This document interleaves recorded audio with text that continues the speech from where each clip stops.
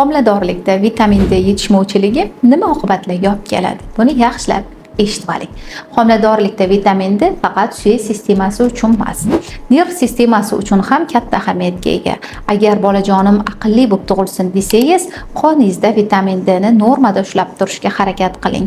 Vitamin D yetishmovchiligi bolani immun sistemasiga ta'sir qiladi, immunitet pasayishiga, natijada infeksiyani yuqtirib olish xususiyati oshadi. Ayollar tez-tez shamollaydigan bo'lib qoladi. Ikkinchi o'rinda suyak bo'g'imlarida kuchli og'riqlar, qaqshashlar, simfizitlar rivojlanishni boshlaydi. Bu ham vitamin D yetishmovchiligini hisobiga bo'ladi. Agar bolam aqlli bo'lib tug'ilsin desangiz, suyaklari to'g'ri bo'lsin, chiroyli bo'lib tug'ilsin desangiz, albatta qoningizda vitamin D ni kontrolini normada ushlashga harakat qiling. Rahit kasalligining birinchi sabablari ham bu vitamin D. Bizda quyosh bor, bu vitamin D yetarli degani emas.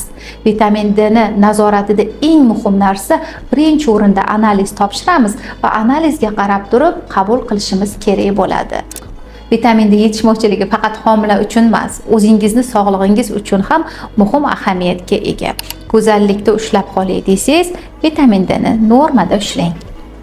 Bu videoni sochi to'kilib, tishi tushib, terisi quruq bo'lib qolgan ayollarimizga yuborib qo'ying.